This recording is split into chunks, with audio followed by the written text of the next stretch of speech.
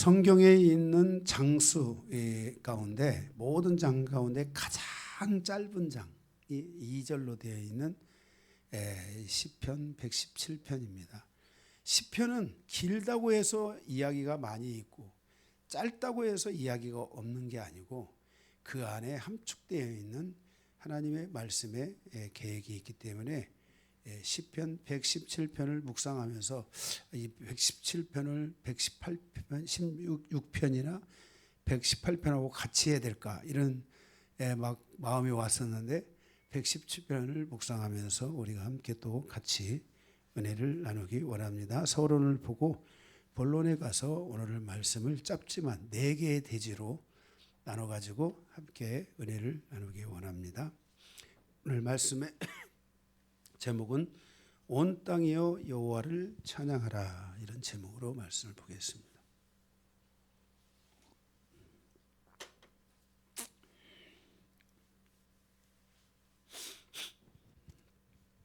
시편 117편은 시편 중에 가장 짧으며 성경 전체에서 가장 짧은 장으로 되어 있는 말씀이지만 그러나 가장 넓은 찬양이기도 하고 넓은 장이라고 할 수 있습니다.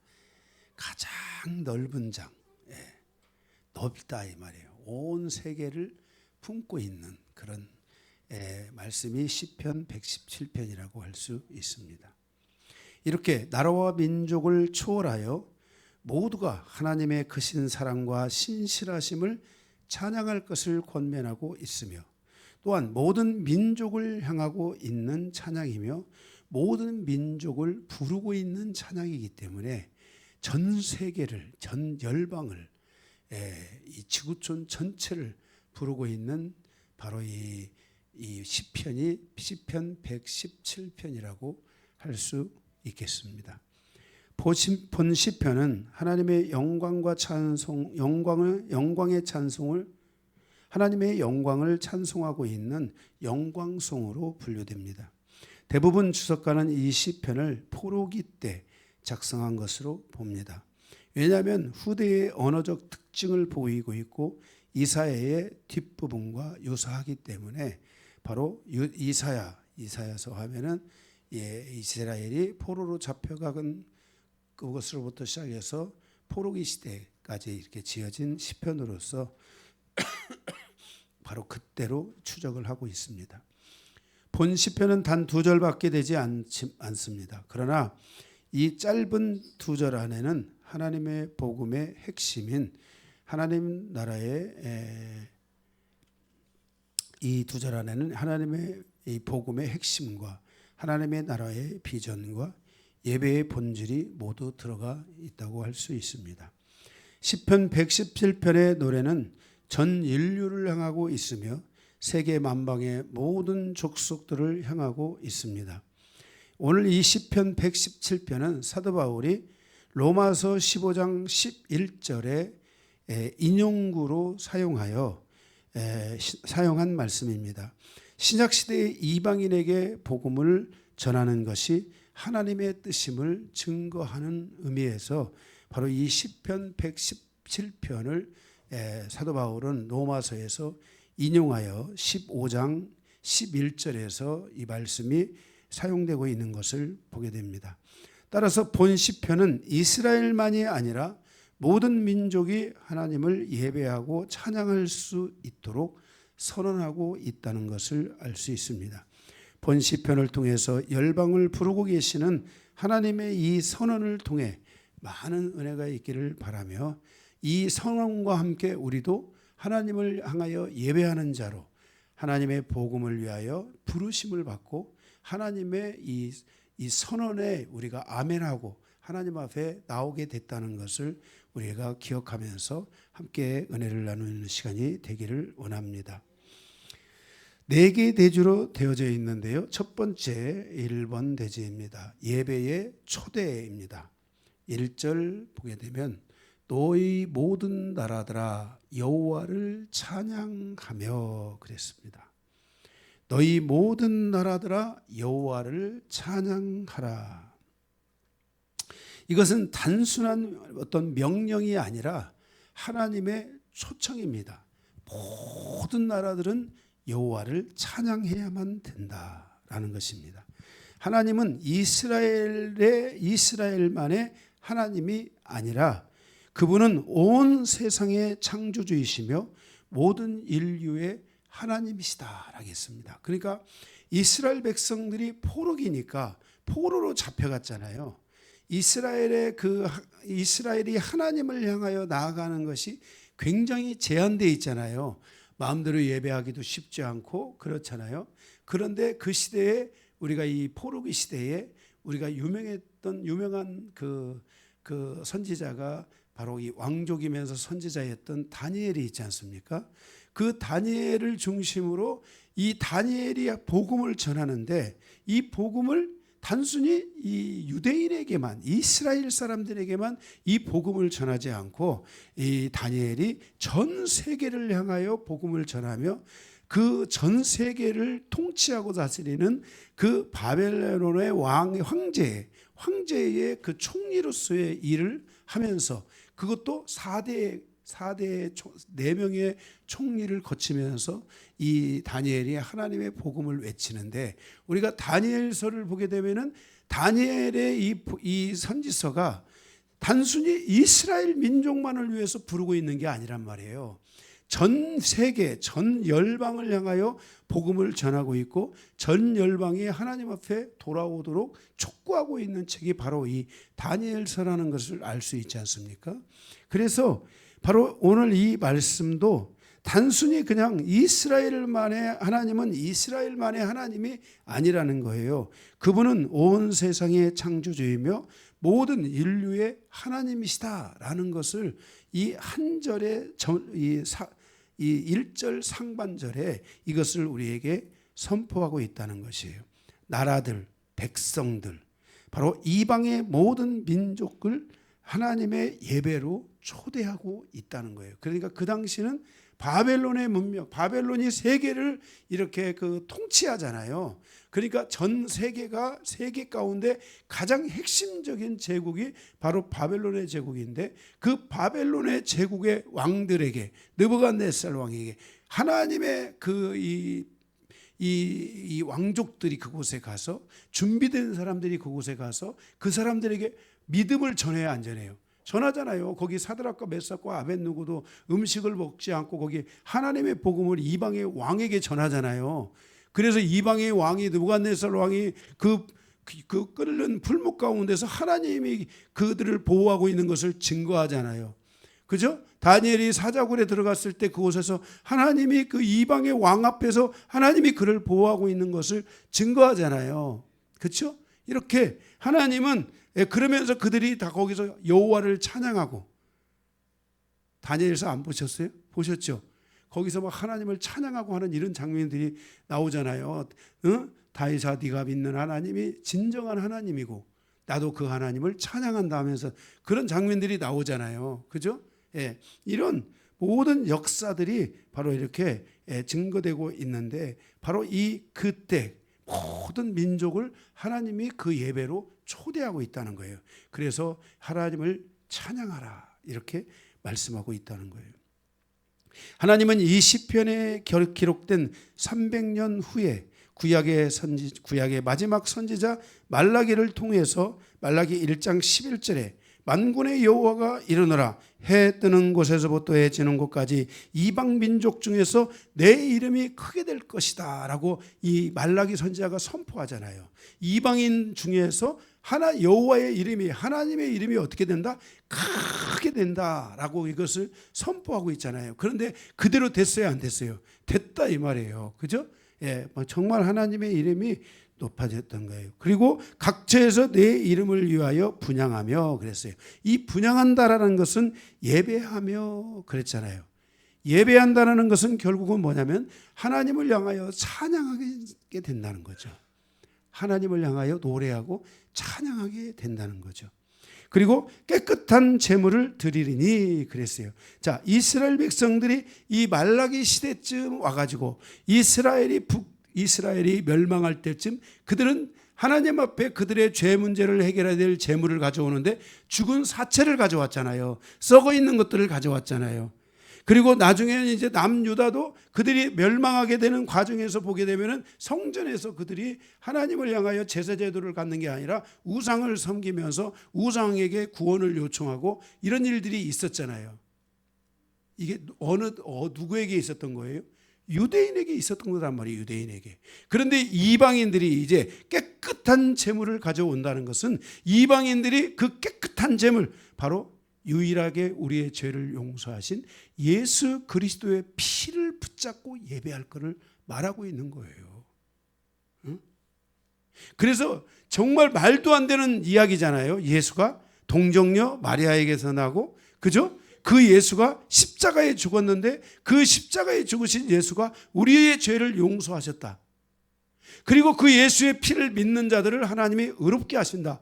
이 너무나 단순한 것인데, 이 단순한 것이 우리가 이방인적 관점, 세상의 관점에서 놓고 보면 이게 믿을 수 있는 거예요?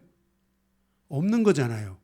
그런데 이 믿을 수 없을 것 같은 이 예수 그리스도의 보혈에 대한 이 복음이 모든 이방인들이 그 예수의 피를 믿고 하나님을 향하여 예배하고 이 예수의 피를 의지하여 하나님 앞에 나오는 놀라운 일이 일어날 것을 말라기 선지자가 예언한 대로 그대로 다 이루어졌다 이 말이에요. 그죠? 놀라운 거 아닙니까? 그러면서 이는 내 이름이 이방 민족 중에서 크게 될 것이다 그랬어요. 그리고 하나님을 향하여 분향하다, 예배하게 될 것이다 라고 말씀하고 있어요.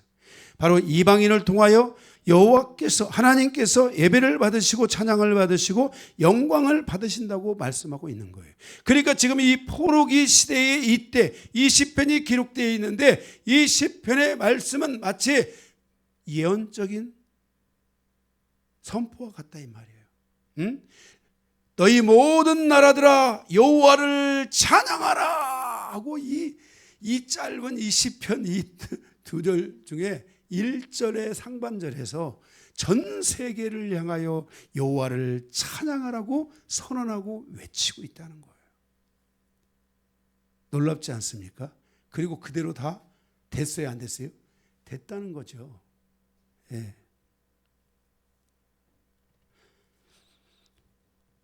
이것은 당시 이스라엘 사회에서는 굉장히 놀라운 선언이 아닐 수 없었습니다. 하나님께서 이스라엘에 대한 복음을 보류하시고 이스라엘을 통해서 일하셨던 하나님, 이스라엘을 선민으로 선택하셨던 하나님, 그들에게 이 선민 사상은 하나님은 자기들의 하나님이다라고 생각하고 있는 그러한 때에 바로 이 시편과 같은 말씀들, 말라기 선지자와 같은 말씀들, 이렇게 많은 하나님의 사람들을 통해서 선포된 이 말씀은 바로 이스라엘 사회에는 굉장히 놀라운 선언이 아닐 수 없다는 거예요.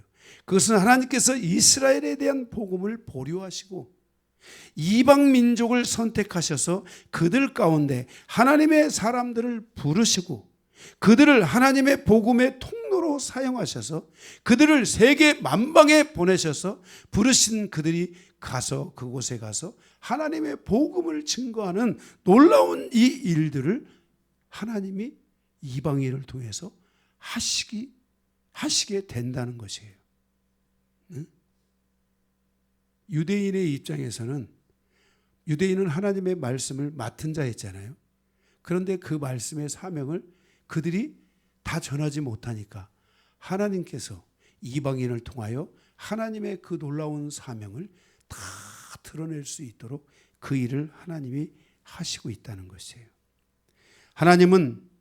이스라엘은 의심하였을지도 모릅니다. 그러나 하나님의 뜻은 말라기로부터 400년 후 말라기 선지자까지 하나님이 이스라엘에게 말씀하셨잖아요. 그런데 말라기 이후에 하나님이 이스라엘에게 말씀하셨어요? 안 하셨어요? 안 하셨어요. 400년 동안 아무 말씀도 안 하셨어요. 그때 바로 인본주의의 핵심, 철학이 등장하잖아요. 그죠? 그래서 신본주의에서 세상은 인본주의로 넘어가는 것 같은 그때, 바로 우리가 잘 아는 대로 그때 하나님께서 예수 그리스도를 이 땅에 보내셔서 하나님의 메시아로서 그가 하나님의 뜻을 드러내는데, 우리가 지금 마가복음을 보고 있듯이 예수 그리스도께서 이방인을 향하여 하나님의 말씀의 복음을 선포하고 증거하시고, 그리고 이제 유대인에게도 이 복음을 증거하지만 유대인은 이 복음을 거절하고, 이 복음을 받아들이는 사람들이 누구예요? 바로 이방인들이잖아요. 네? 그래서 하나님의 복음이 유대 사회 안에서는 핍박으로 연결되지만, 이 하나님의 복음이 이제 바울과 같은 이런 하나님의 사람들에 의해서 이제 이방인으로 나갔을 때 복음이 막혀요, 안 막혀요? 막혀요, 안 막혀요? 우리 사도행전 봤잖아요. 안 막히죠. 누가 막고 있어요? 유대인들이 막고 있잖아요. 하나님의 복음이 이렇게 막히지 않게 됐다는 거예요. 이것은 복음에는 하나님의 의가 나타나서 모든 사람을 믿음에 이르게 한다는 이 로마서 1장 17절의 말씀대로 복음을 들고 갈 때마다 하나님의 역사가 그들 안에, 이방인들 안에 나타나기 시작했다는 거예요. 그래서 이러한 관점에서 오늘 이 시편 117편에서 이미 예수 그리스도가 오시기 전, 예수 그리스도 오시기 전 약 700년 전, 600에서 700년 전에 이 지금 이 시편에서 기록하고 있는 이 말씀이 열방을 향하여 선포되고 있다는 거예요. 너희 모든 나라와 모든 나라들아 여호와를 찬양하라, 이렇게 선포되고 있다는 거예요. 이 선포된 대로 됐잖아요. 우리가 신앙생활을 하면서 하나님의 이 말씀을 선포하고 믿고 가는 신앙들이 필요해요. 예? 선포한 것은 반드시 이루어지지 않습니까? 할렐루야.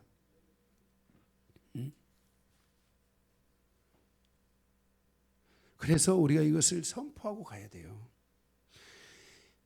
그래서 이방인은 더 이상 배타적인 사람들이 아니며 야만인이 아니라 하나님의 선택된 백성이라는 자부심을 가지고 하나님이 그들을 구체적으로 부르시기 시작하는 거예요. 하나님이 저를 부르시는 것처럼 하나님이 수없이 많은 주의 종들을 부르시고, 더 나아가서 하나님께서 여러분들을 부르셨어요. 하나님이 이렇게 부르시는 사역을 이방인 가운데 2000년 동안 부르신 거예요. 하나님이 아브라함을 통해서 이스라엘을 부르시고 이스라엘을 통해 일하신 때가 몇 년인 줄 아세요? 2000년이에요. 아브라함을 부르시고 하나님께서 이스라엘 가운데 역사한 시간이 2000년. 그러나 2000년 동안 아브라함에게 약속하신 하나님의 이 복음을 그들이 다 전했어요, 못 전했어요? 아브라함은 했죠. 이방인들을 다 불러놓고, 그죠? 종이나 누구나 할 것 없이 다 구원받게 하고 그들에게 복음을, 이런 일을 했잖아요. 근데 유대인들은 했어요? 못 했잖아요. 그런데 이 유대인들이 2000년 동안 못한 이 일을 하나님께서 이제 뭐예요? 이방인들 가운데 부르셔서 2000년 동안 하나님이 이 놀라운 복음의 역사를 이루어 오셨다는 거예요. 그러니까 이 시편 117편 1절 상반절에 있는 말씀대로 우리 모든 사람은 하나님을 향하여 뭐 해야 돼요? 찬양해야 된다는 거죠. 그래서 사도 바울은 이러한 하나님의 뜻에 대해서 로마서 10장 13절에서 24절을 통해 창감람나무의 비유를 계시로 하여 말씀을 증거해 주셨잖아요. 그래서 이방인들 가운데 신령과 진정으로 예배하는 자들을 하나님이 찾으시겠다고 말씀했습니다. 그래서 이방인들 가운데 성령의 감동과 역사가 있고 하나님의 말씀이 살아서 역사하였으며 하나님의 말씀이 그들 안에서 순종하고 있기 시작했고, 이 말씀을 받은 자들의 순종에 의해서 이방인들 안에 있는 어둠의 것들이 그저 예수의 이름으로 나아가기만 하면, 예수의 피로 나아가기만 하면, 말씀을 전하기만 하면 그 속에 있는 어둠들이 다 떠나갔단 말이에요. 예? 아멘? 예. 그러니까 우리가 이 말씀을 믿고 말씀을 여러분들이 사랑하고 말씀을 소중하게 여기면 여러분들 안에 어둠은 다 떠나가게 돼 있어요. 떠나가고 여러분은 빛과 소금 같은 존재가 되는 거예요. 그래서 예수님께서 말씀하시기를 너는 세상의 빛이요 소금이라. 주님이 이렇게 말씀하셨단 말이에요. 그리고 이 본 시편을 노마서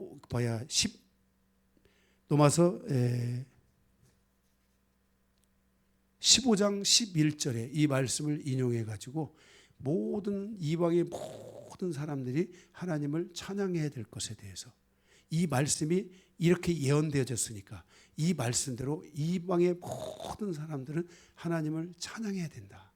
이렇게 선포하고 있다는 거예요. 그 말씀대로 그래서 이루어졌어요. 아멘. 이렇게 오늘 이 본 시편에서 모든 민족을 초대한 하나님의 초대가 응답되어졌다는 것을 알 수 있습니다. 우리를 하나님의 복음을 위한 영광된 자리로 초대하여 주신 하나님을 우리는 이 밤에 다시 또 찬양하고 항상 찬양할 수 있어야 될 줄로 믿습니다.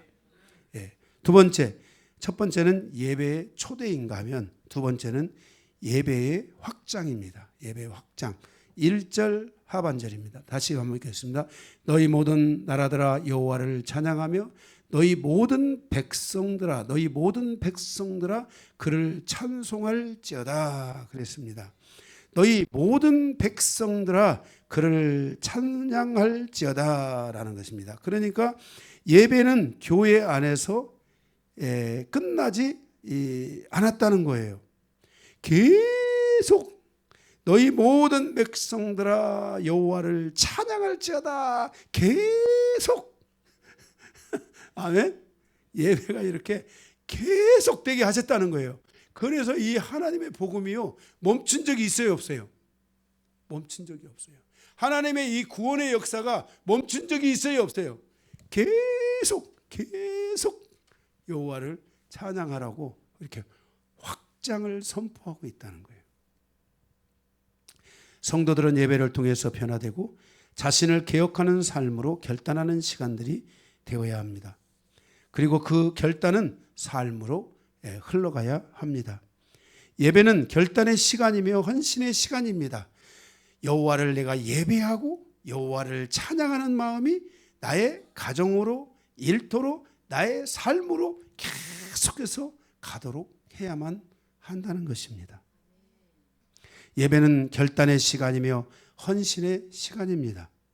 결단하고 헌신하는 자들이 하나님을 찬양하며 삶의 현장으로 우리의 결단과 헌신이 흘러갈 수 있도록 우리가 최선을 다해서 믿음 안에 살아가야만 한다는 것입니다.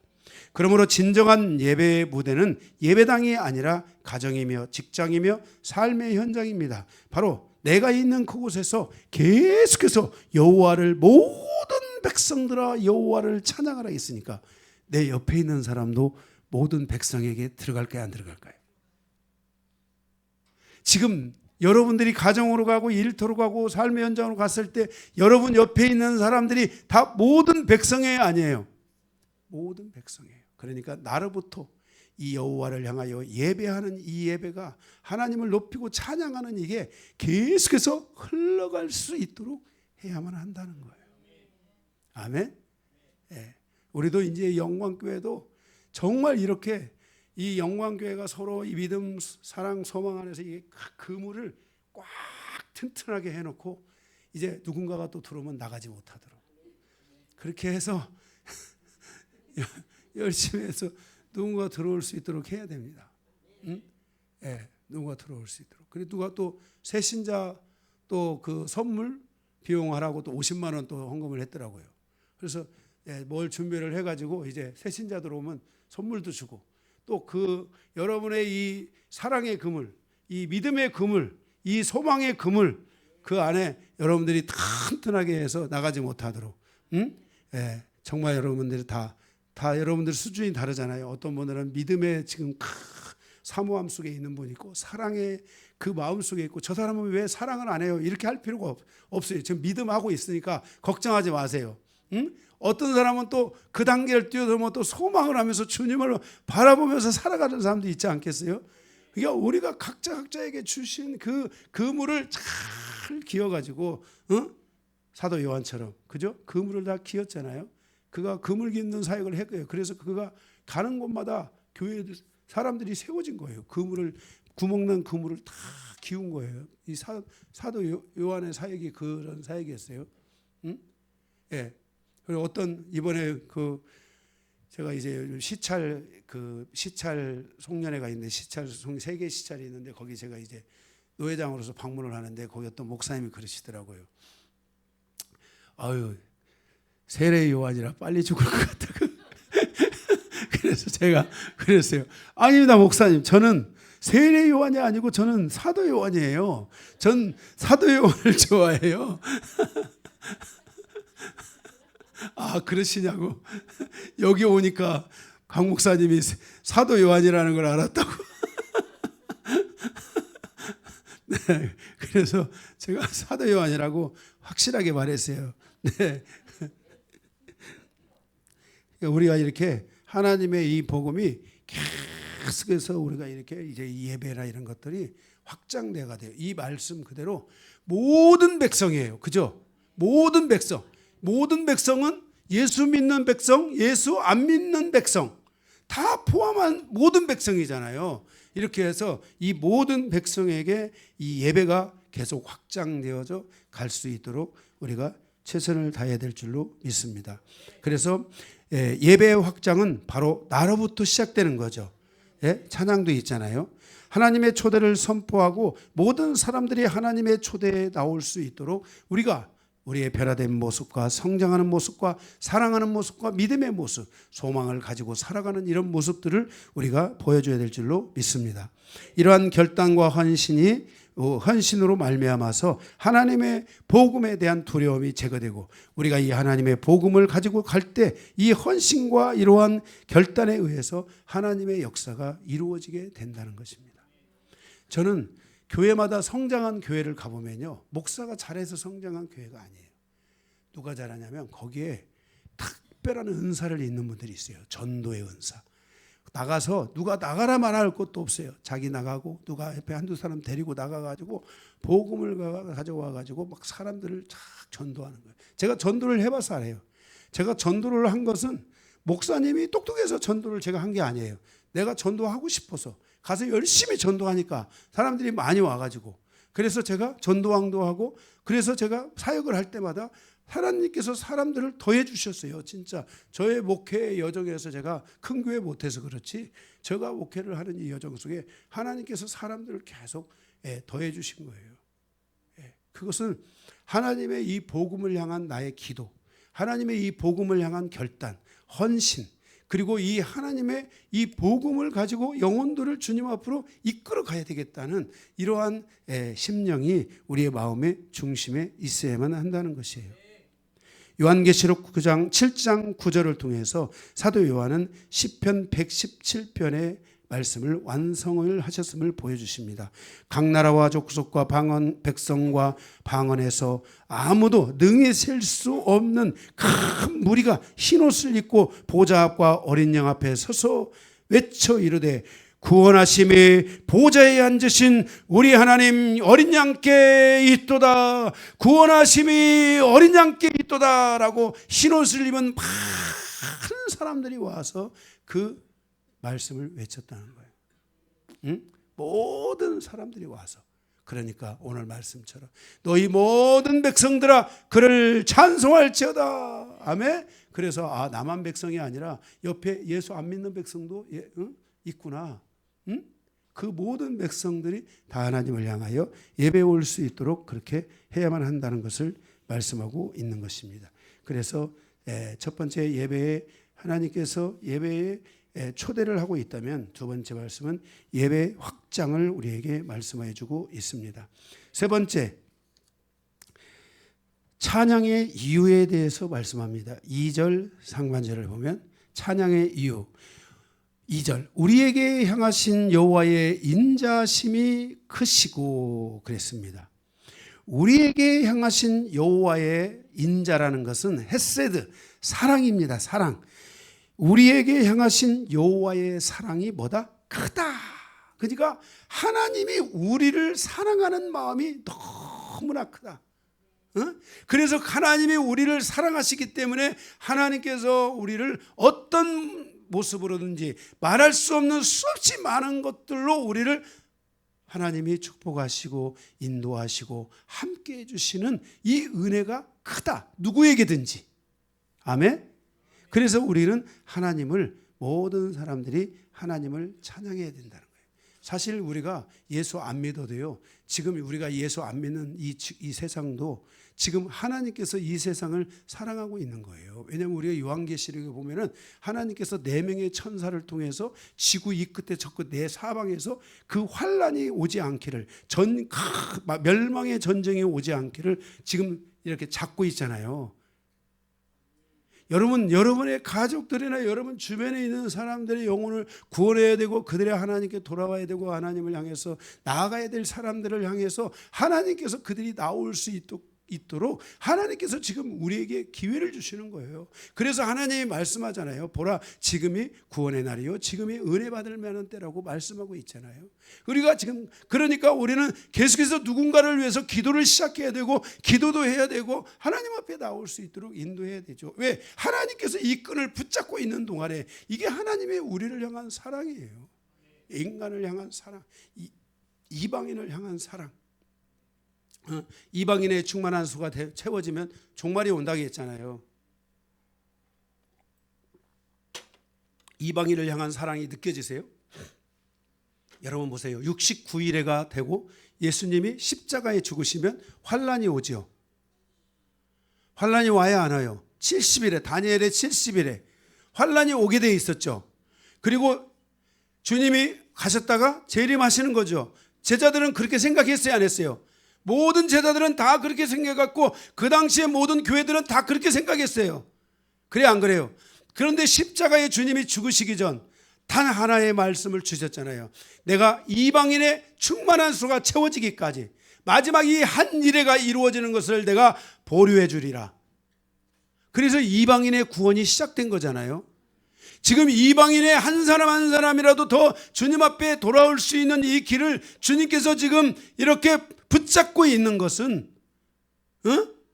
종말을 선포하고 주님이 심판을 선포하지 않고 그들을 심판을 선포하면 지금 멸망에 이르를 사람들이 얼마나 많습니까? 영원한 지옥으로 떨어질 사람들이 얼마나 많습니까? 그런데 하나님께서 이방인의 숫자가 최대한 구원받는 숫자를 채우기까지는 내가 이 종말의 동서남북에 있는 이 천사들을 명하여 이것을 견고하게, 환란을 견고하게 붙잡아라, 전쟁을 견고하게 붙잡아라, 지진과 지구의 멸망을 향한 모든 것들을 견고하게 붙잡으라고 하나님께서 지금 천사들을 다스리고 있는 거예요.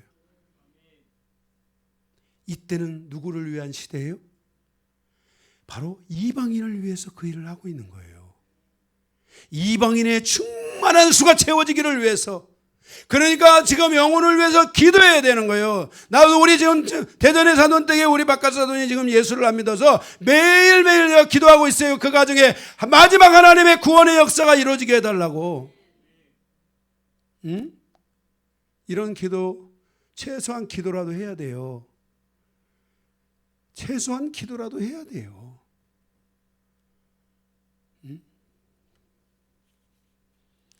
그게 뭐예요? 하나님의 헤세드, 사랑이라는 거예요.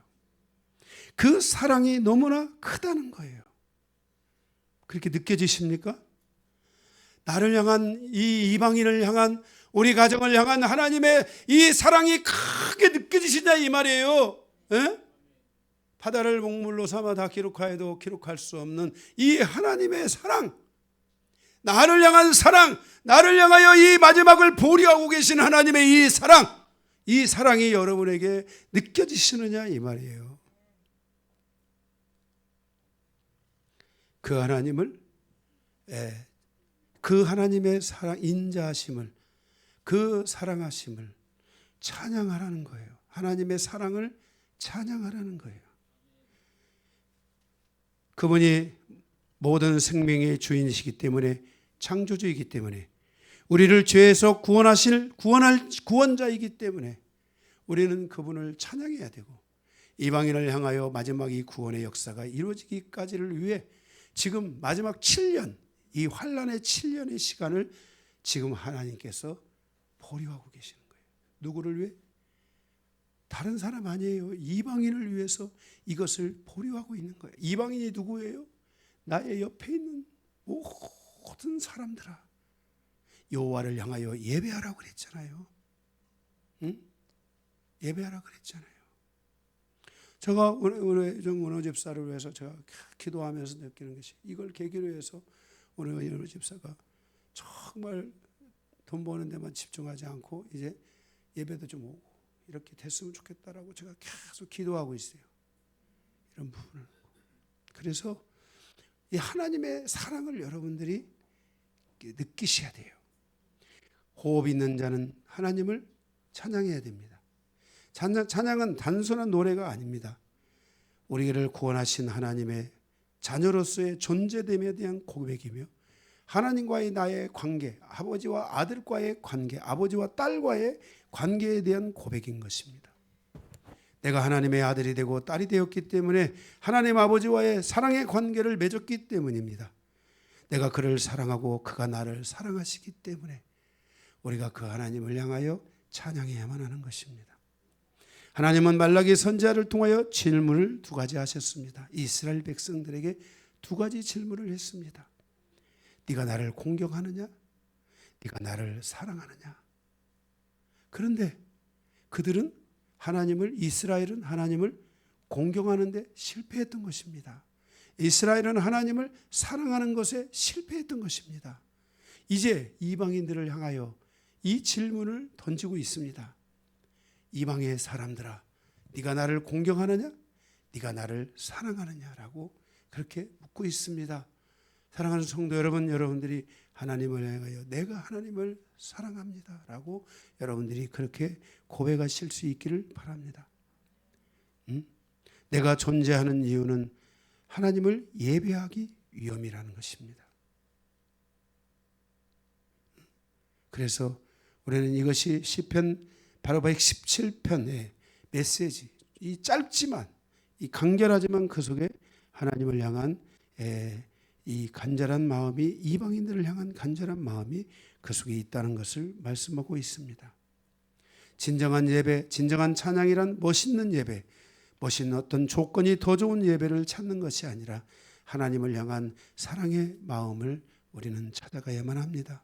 최선을 다하고 하나님을 향하여 사랑하는 마음으로 그 하나님을 향하여 내 이 감정을 싣고 나의 마음을 실어서 하나님을 향하여 예배하고 찬양할 수 있어야만 한다는 것입니다. 만약에 우리가 이렇게 하지 않는다면 무엇인가를 채우고자 하지만 그 무엇으로도 그 허전한 마음을 채울 수 없게 되는 것입니다. 오직 하나님의 사랑을 내 마음에 채워야 됩니다. 여러분 마음속에 하나님의 사랑을 가득 채우시기 바랍니다. 그 하나님의 사랑은 크다. 크다, 그랜드, 크다라고 말씀하고 있습니다. 크다. 뭐라고요? 하나님의 사랑은 크다, 넘친다.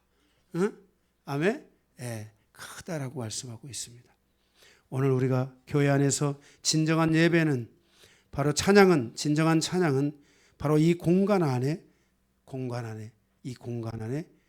뭘 하는 것일까요? 진정한 예배, 진정한 찬양은 이 공간 안에 뭘 해야 될까요? 사랑을 채우는 겁니다. 여러분 지금부터 마음속으로 사랑합니다, 하나님을 향해서도 옆에 있는 누군가를 향해서도 사랑합니다, 사랑합니다 하면서 마음속으로 사랑을 여러분들이 속삭이고, 그것을 이 공간 안에 사랑이 지금 막 사랑이 여기에 확 솟아서 올라오는 게, 제가 아지랑이처럼 피어서 올라오는 게 느껴집니다. 응? 네, 진짜 느껴지고 있어요. 여러분이 이렇게 그 마음만 가져도 이 공간 안에 벌써 이 사랑이 꽉 채워지고 있는 거예요. 오, 할렐루야. 여러분들이 예배 때 올 때마다요, 하나님의 사랑이 여러분에게 컸잖아요. 여러분들이 여기 와가지고요, 하나님 사랑합니다, 이 공간 안에 하나님의 사랑에 채우시옵소서.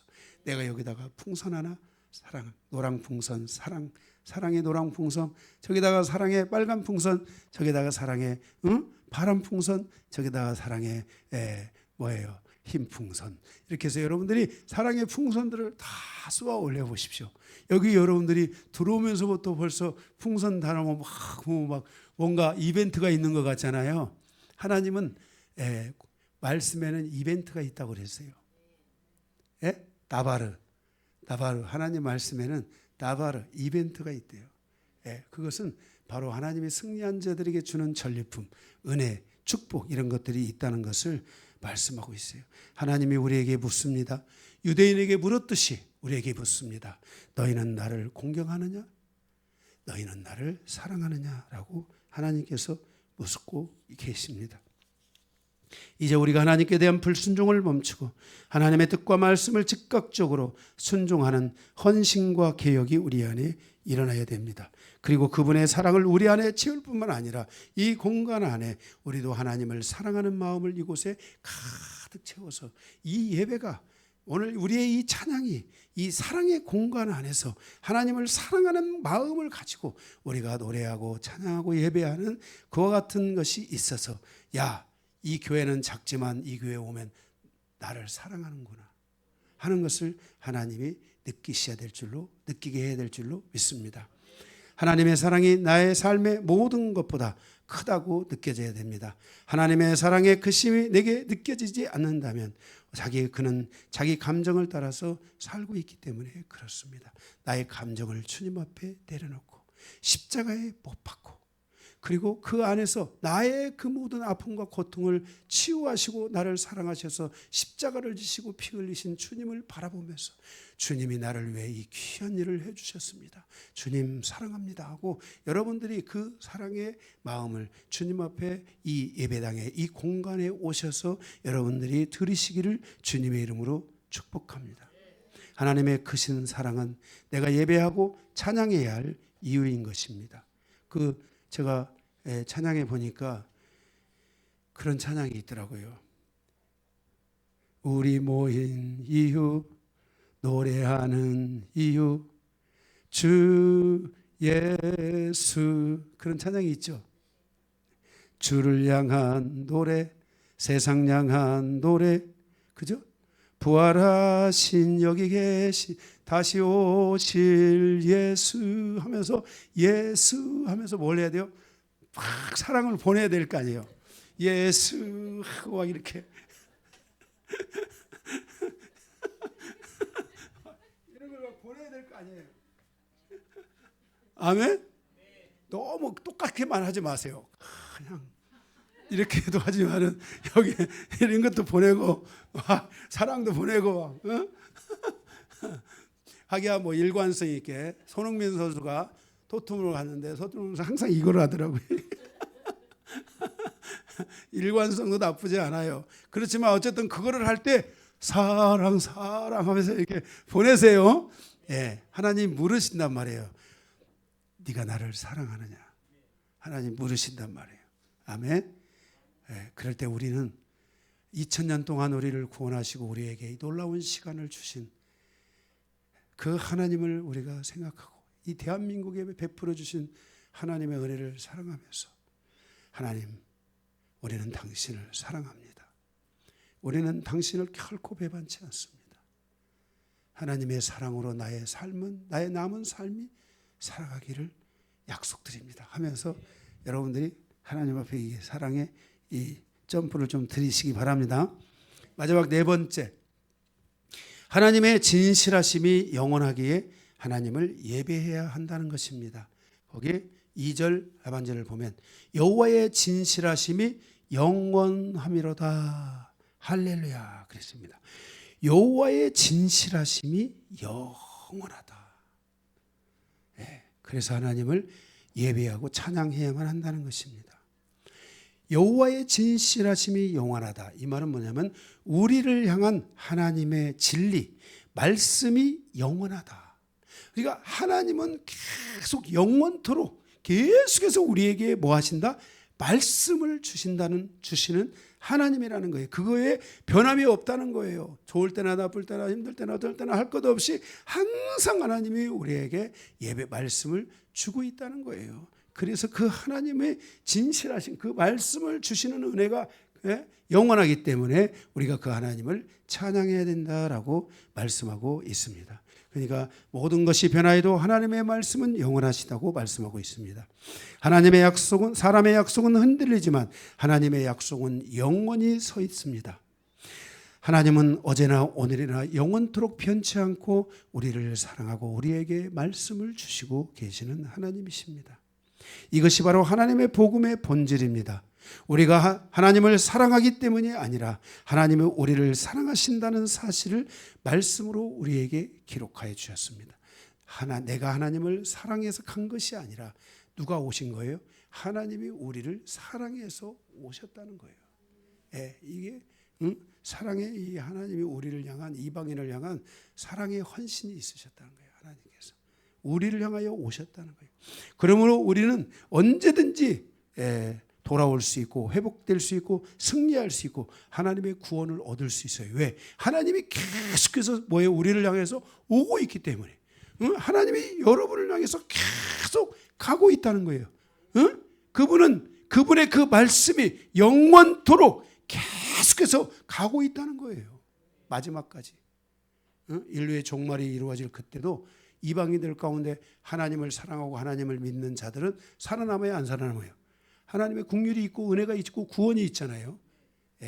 이렇게 하나님은 끝까지 우리를 붙잡아 주시고 있다는 것을 말씀하여 주고 있는 것입니다. 그러므로 우리는 언제든지 돌아올 수 있는 것입니다. 회복될 수 있습니다. 우리는 언제든지 구원을 얻을 수 있고 언제든지 승리할 수 있습니다. 그러므로 여러분들이 오늘 조금 부족하다 할지라도 우리는 오늘 이후에 주님 안에서 승리하게 될 수 있다는 이 하나님의 말씀의 약속, 이 진리의 약속, 우리를 축복하신다는 이 하나님의 약속이 있다는 것을 우리가 믿고 담대하게 나가야 될 줄로 믿습니다. 할렐루야. 결론은 하나님을 찬양하라입니다. 성도에게 찬양은 선택이 아니라 사명입니다. 그러므로 찬양은 감정이 좋은 날에만 하는 것이 아니라 나의 생명이 다하는 그날까지 찬양해야 하는 것입니다. 성도는 찬양을 통해서 하나님께 대한 사랑을 고백하고 하나님의 사랑을 받는 교제의 시간이 되어야 하는 것입니다. 그러므로 성도는 찬양을 통해 자신의 마음을 하나님께 거침없이 드리는 이 찬양과 함께 나의 마음의 고백이 이루어지는 이와 같은 은혜가 여러분들에게 있기를 주님의 이름으로 축복합니다. 말씀 마치겠습니다.